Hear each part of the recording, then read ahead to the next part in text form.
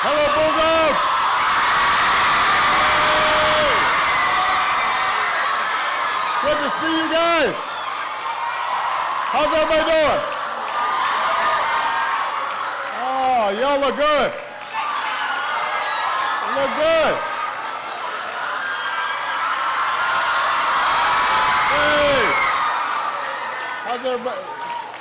Well, it is so nice to see you guys. Everybody have a seat, though. Have a seat.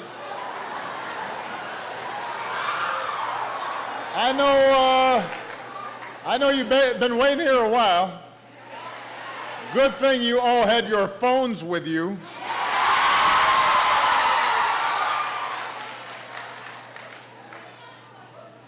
As the father of 2 teenage daughters, I know the whole time you were just like, and then he said, girl, I couldn't believe it.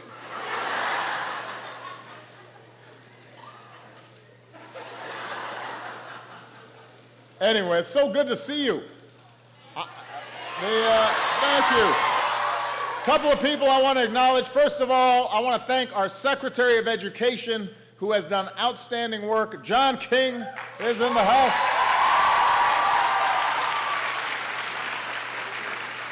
And then my great friend and former Education Secretary and multiple winner of the 3-on-3 contest, as well as at the NBA All-Star Game, he can ball, Arnie Duncan. We've got your mayor, Muriel Bowser, is here. Give her a big round of applause. Your representative, Eleanor Holmes Norton. And we are so grateful not only for their service to the country, but the amazing work they're doing with their philanthropic work and America's Promise, Colin and Alma Powell.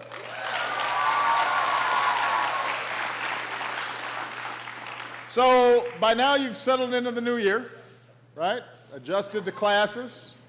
You're preparing for Spirit Week. Learning how to ballroom dance. I remember having to do that. Getting the nerve to text that cute girl or boy in your English class. I don't remember that. We did not have texts. We had to send little notes. And then we used to actually have to go up to somebody if we liked them and talk to them. So that may happen to you someday. Seniors are looking at colleges, taking tests, filling out all the forms. And Malia just went through this, so I know how tough this is for you and for the parents.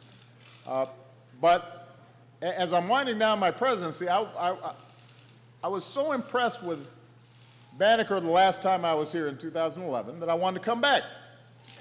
Because you're an example of a school that's doing things the right way. And I believe that if you're going to be able to do whatever you want to do in your lives, if you want to become a teacher or a doctor or start a business or develop a next great app or be president, then you've got to have a great education. We live in a global economy. And when you graduate, you're no longer going to be competing just with somebody here in D.C. for a great job. You're competing with somebody on the other side of the world, in China or in India, because jobs can go wherever they want because of the internet and because of technology. And the best jobs are going to go to people who are the best educated, whether in India or China or anywhere in the world. So when I took office almost 8 years ago, we knew that our education system was falling short when it came to preparing young people like you for that reality.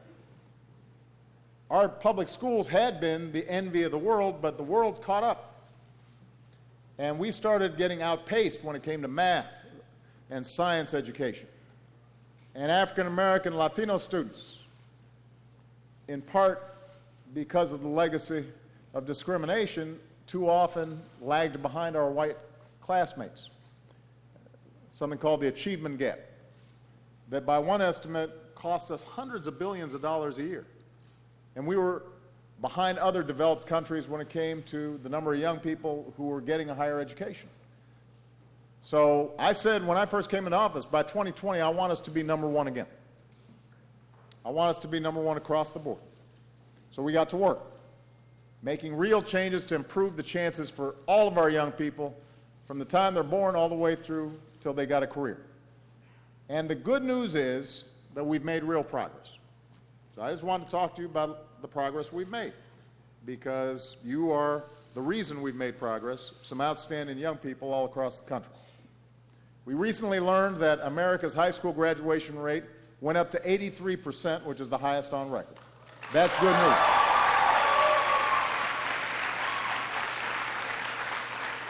More African American and Latino students are graduating than ever before. Right here in D.C., in just 5 years, the graduation rate in the District of Columbia public schools went from just 53% to 69%.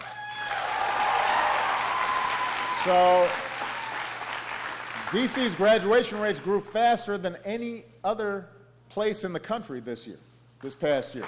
We're just trying to be really proud of it.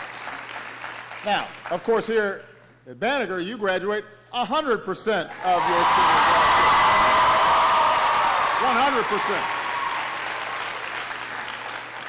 100%. It's been a while since I did math, but 100% is good. You can't do better than that. So what all these numbers mean is that more schools across D.C. and across the country are starting to catch up to what you guys are doing here at this school. Now, some of the changes we made were hard, and some of them were controversial. We expected more from our teachers and our students. But the hard work that people have put in across the country has started to pay off. And I just want to talk to you a little bit about some of the things that we did. It starts with our youngest learners. High-quality early education is one of the best investments we can make, which is why we've added over 60,000 children to Head Start. We called for high-quality preschool for every 4-year-old in America, and when I took office, only 38 states offered access to state-funded preschool. Today, it's up to 46. We're trying to get those last holdouts to do the right thing. And by the way, the District of Columbia leads the nation with the highest share of children, nearly 9 out of 10 in high-quality preschool. And that's a big achievement.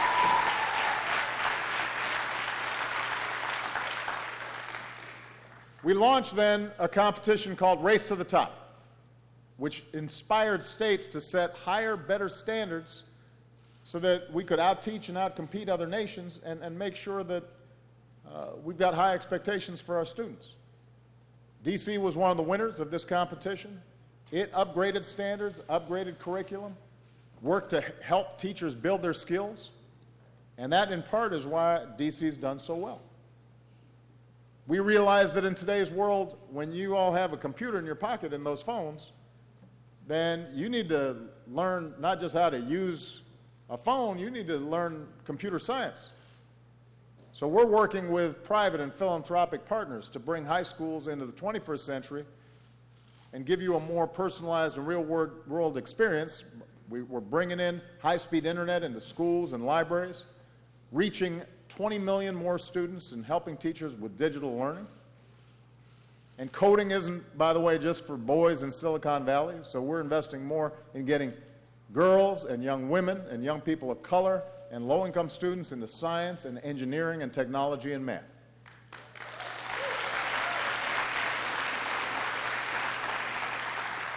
And because we know that nothing's more important than a great teacher, and you've got some great teachers here as well as a great principal at Banneker,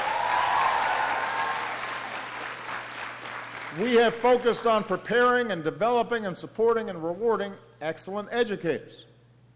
Y'all know how hard they work. They stay up late grading your assignments. That's why you got all those marks all over your papers. They pull sometimes money out of their own pockets to make that lesson extra special. And I promise you, the teachers here and teachers around the country, they're not doing it for the pay. because teachers, unfortunately, still aren't paid as much as they should be. They're not doing it for the glory. They're doing it because they love you and they believe in you and they want to help you succeed. So teachers deserve more than just our gratitude. They deserve our full support. And we've got to make their lives easier, which is why we enacted a law to fix No Child Left Behind, which gives teachers more flexibility to spend more time teaching creatively than just spending all their time teaching to a test. Give your teachers a big round of applause. They deserve it.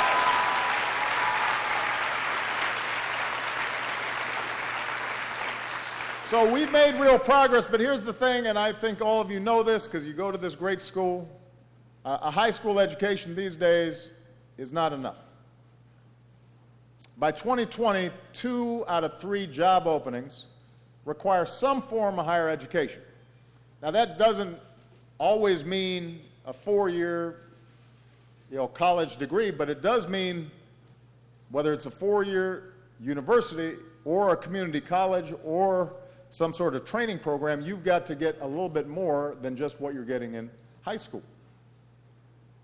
It used to be that a high school job might be enough because you could go into a factory or even go into an office and just do some repetitive work, and if you were willing to work hard, you could make a decent living. But the problem is repetitive work now is done by machines, and that's just going to be more and more true. So in order for you to succeed in the marketplace, you've got to be able to think creatively. You've got to be able to work with a team. You've got to be able to work with a machine and figure out how to make it tailored for the specific requirements of your business and your job. All those things require some more sophisticated thinking than just sitting there and just doing the same thing over and over again. And that's why you've got to have more than just a high school education. And if you doubt that, I just want to give you some statistics. Compared to a high school diploma, just getting a degree from a 2-year school, going to a community college and getting an associate's degree, could earn you more than $300,000 over the course of your lifetime. And a 4-year degree earns you $1 million more than if you just had a high school degree. Think about that. I mean, $1 million, that's real money. So one of the things that we're trying to do is to make it easier for you to access free money for college, to figure out how you can pay for your college without having a mountain of debt. And the key thing, as you know here at Banneker, but I want all the students around the country to do this, and Michelle and I and others have been really emphasizing this, is to fill out your FAFSA, the free application for federal student aid. How many seniors here have already filled out their FAFSA forms? All right. How many seniors here have not filled out their FAFSA forms? Fess up now. You sure? I just want to make sure now. And juniors, you can start, getting ready now. Because what the FAFSA does is it puts you in the running for scholarships, grants, loans, work-study jobs, all to help you pay for college. And we've made it simpler than ever. And it's available right now at FAFSA.gov, FAFSA.gov.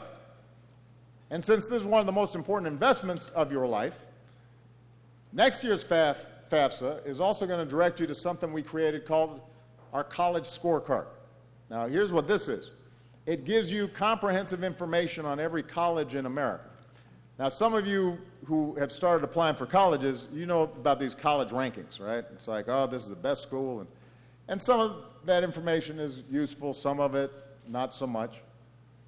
But unlike traditional rankings that focus on which school has the fanciest dorm or the nicest football stadiums or is the most expensive or the most exclusive, what our College Scorecard does is focuses on some of the things that really matter for your future.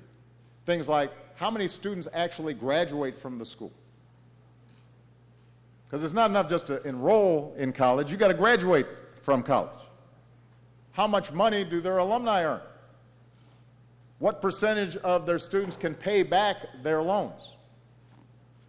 And what we've done is we've worked with companies like Google to put this information right at your fingertips. So for a decision this important, we want you to be able to comparison shop to figure out how do you get the best value for your money, just like if you were buying something on Amazon.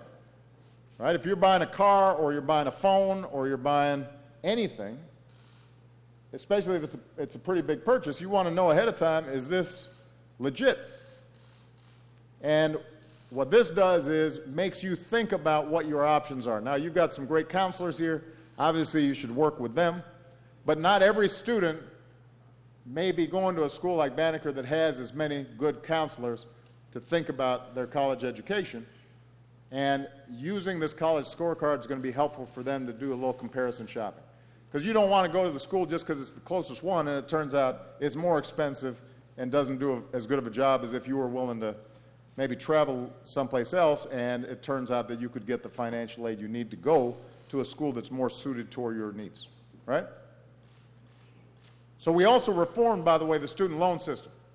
When I came in office, you had tens of billions of dollars that were going to big banks serving as middlemen for your student loans. We said, well, let's cut out the banks.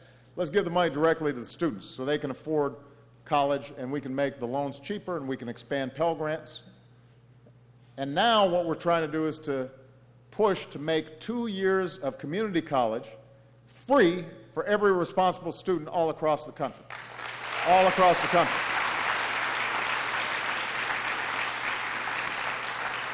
And we're starting to work with colleges around and universities around the country to bring down the cost of college so that at the end of 4 years of college, you're not saddled with a whole bunch of debt. Because nobody should be priced out of a higher education. So, bottom line is higher graduation rates, higher college attendance rates, more money for Pell Grants, and work to make sure that the interest rate on student loans haven't gone up, working to expand early childhood education and preschool, continuing to watch and work with states as they try to implement reforms to make K through 12 better, holding colleges more accountable for giving information so that students can make good decisions. We've made a lot of progress. We have made a lot of progress in terms of making sure that young people across the country get the kind of great education that you're getting here at Banneker. And I'm really proud of what we've accomplished. I'm proud of what the District of Columbia's accomplished.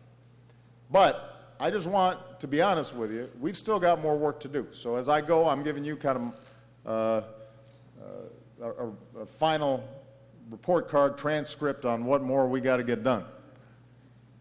There are still too many states that are cutting back on public education. And part of the reason tuition's going up is because states aren't putting as much money into state education, universities, community colleges as they used to. That's why if you're 18, by the way, you've got to vote to make sure that the folks who represent you actually are delivering. We've still got too many states that have not really worked in a serious way to raise standards and improve performance. In too many school districts, we still have schools that, despite the heroic efforts of a lot of great teachers, are not fully preparing our kids for success because they just don't have the resources to do it or the structure to do it. We've still got too many high schools where a third of their students do not earn their diplomas on time. For too many students in America, zip code still determines how far they'll go. And that's not acceptable. Some of you probably have friends or family who are just as smart or talented or as capable as you, but they didn't have the same support or the right opportunities or didn't get in the right school, and so now don't have the same shot at success. Am I right? Because I know that's true in our family. Michelle and I, we've got cousins and friends who we've known since they were shorties, little kids. And we know how smart they are because they were just as smart as we were. But just the luck of the draw was they didn't get the same chance as we did. And that's not right. So that's why I started something called my Brother's Keepers Initiative, because what we want to do is help more young people, especially kids of color, get mentorships and the resources and the guidance they need to succeed. And I'm going to stay involved with that even after I'm done being president. Because we all have a part to play in making sure every single child has every single opportunity to achieve his or her dreams. That's what Banneker is all about. That's what you can see in somebody like Ifunanya. I mean, that's an incredible young lady who's going to succeed because she has an incredible school in addition to an incredible family. And so we're so proud of her. There's another person I want to just call out, Amari McDuffie. Where's Amari? Where's Amari? There she is, right there, right in front. So, hey, Amari. I'm going to talk about you for a second. So, Amari was born with a heart and a lung condition, and sometimes she had to miss a lot of school because of her illness. And, you know, Banneker's a pretty rigorous school, so she was worried about staying on top of her work. But everybody in this family rallied around her and made sure she was keeping up. Her history teacher, Mr. Goldfarb. Where's Mr. Goldfarb? Where's Mr. Goldfarb? Is he here, or did he cut assembly? So Mr. Goldfarb came to visit her when Amari was in the hospital for weeks. Brought a card from the whole class. And so Amari, you know, she was talking about the support everybody here gave her, and she said, I believed in myself because my teachers believed in me. And that's the kind of community that we want in every school, where you're looking out for each other and you're taking care of one another. And so now Amari plans to be a doctor so she can help kids who had illnesses like hers. And that's what's possible. That's what's possible when we're all committed to each other's success. When we understand that no matter what you look like, where you come from, what faith you are, whether you're a boy or a girl, that you should have great opportunities to succeed. And that requires you to put effort into it. Michelle and I talk a lot because we travel around the world, and sometimes we forget that there are places around the world where people have so little, but their kids are so hungry for an education. And they don't even have an actual roof over their head in some of their schools. And so even if you're really poor in this country, you can succeed if you want to invest, and the teachers and the community and everybody raises standards and believes in each other. And that's what we want all of America to believe in every kid, because there's magic in each and every one of you. And we just have to help you unleash it and nurture it and realize it. And by the way, it's because of young people like you that I leave the presidency never more optimistic than I am right now, because I've met so many young people around the country whose energy and excitement and how you treat each other with respect, you know, that gives me a lot of confidence, a lot of faith for our country. So I know you guys are going to keep on working hard. You're going to keep making our communities proud. If us adults do our part and we stay focused on making sure every school is as great as this one, and that every young person has those same opportunities, and everybody has a teacher like Mr. Goldfarb looking out for them, I've got no doubt that we're going to continue to build a country where everybody has the chance to make of their lives what they will. And that's what America's all about. All right? Proud of you, Bulldogs. Thank you. God bless you. God bless the United States of America. Fill out those FAFSA forms. Thank you.